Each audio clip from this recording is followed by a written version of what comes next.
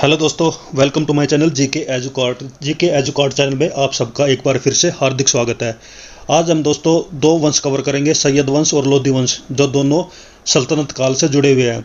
सल्तनत काल में कुल 5 वंश थे। पहला था गुलाम वंश, दूसरा था खिलजी वंश, तीसरा था तुगलक वंश, जिनको हम ऑलरेडी कवर कर चुके हैं और उनके लिंक जो आपको डिस्क्रिप्शन में मिल जाएंगे। अगर आपने भी वीडियो नहीं देखी है तो आप पहले उनको देखें और फिर आप सैयद वंश और लोधी वंश के बारे में पढ़ें। इनको सीक्वेंस में याद रखना जरूरी है, क्योंकि कंपटीशन एग्जाम में ज़्यादातर यही पूछा जाता है, कौन सा वंश पहले आता है, कौन सा वंश बाद में आता है।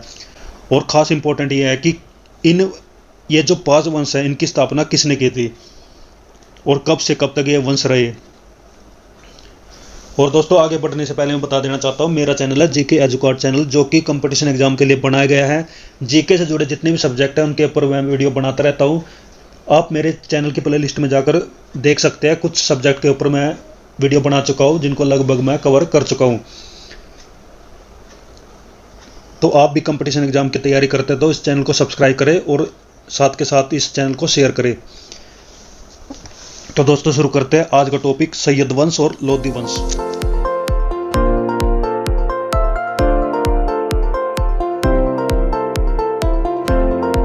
तो पहले शुरू करते हैं हम सैयद वंश।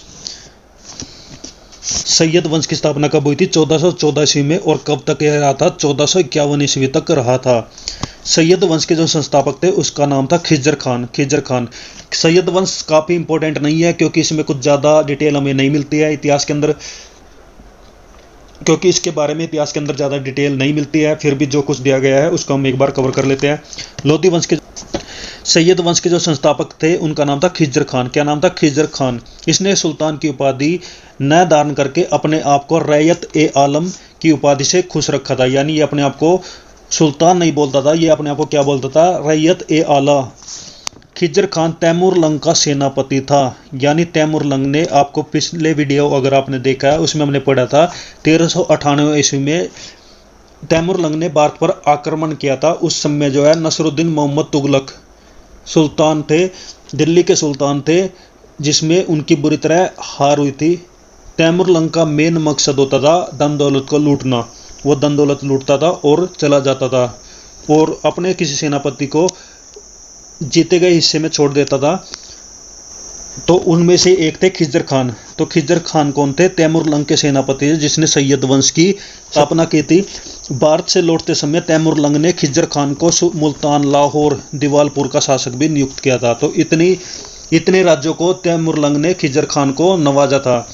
खिज्जर खान नियमित रूप से तैमूर के पुत्र शाहरुख खान को कर भेजा करते थे। तो तैमूर के पुत्र है शाहरुख, जिसको खिज्जर खान क्या भेजते थे? कर। खिज्जर खान की मृत्यु 20 मई 1421 ईस्वी में हो गई थी और खिज्जर खान के पुत्र थे मुबारक खान। उसने शाह की उपाधि धारण की थी। याहिया बिन अहमद सरहंदी को मुबारक शाह का संरक्षण प्राप्त था और इसकी पुस्तक थी तारिक ए मुबारक शाही, जिसमें सैयद वंश के विषय में जानकारी मिलती है। सैयद वंश के बारे में हमें किस पुस्तक में जानकारी मिलती है?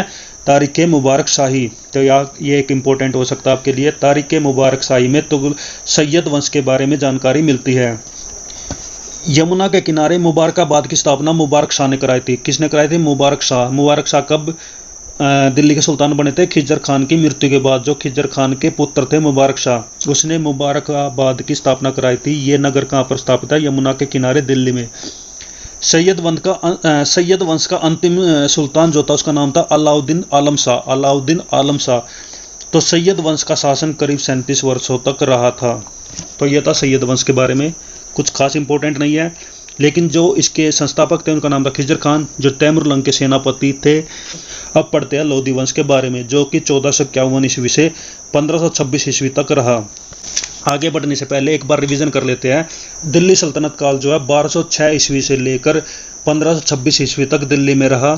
सबसे पहले आता है गुलाम वंश, जो 1206 ईस्वी से लेकर 1290 ईस्वी तक दिल्ली सल्तनत में रहता है। उसके बाद आता है खिलजी वंश, जो कि 1290 से 1320 ईस्वी तक दिल्ली में शासन करता है। उसके बाद आता है तुगलक वंश, जो कि 1320 ईस्वी से 1398 ईस्वी तक दिल्ली में शासन करता है। उसके बाद आता है सैयद वंश जो कि 1414 ईस्वी से लेकर 1451 ईस्वी तक दिल्ली पे शासन करता है। उसके बाद जो आखिरी वंश आता है वह लोधी वंश, 1451 ईस्वी से लेकर 1526 ईस्वी तक ये शासन चलता है। 1526 ईस्वी में फिर शुरू हो जाता है मुगल काल, मुगल साम्राज्य, जिसके बारे में हम बाद में पढ़ेंगे। गुलाम वंश जो है मोहम्मद गोरी के जो गुलाम थे उनके द्वारा उनकी नींव रखी गई थी। सैयद वंश जो है तैमुरलंग के जो सेनापति थे खिजर खान, उनके द्वारा सैयद वंश की नींव रखी गई थी। अब हम पढ़ते हैं लोधी वंश के बारे में। तो लोधी वंश की स्थापना जो है बहलोल लोधी ने की थी। किसने की थी? बहलोल लोधी ने।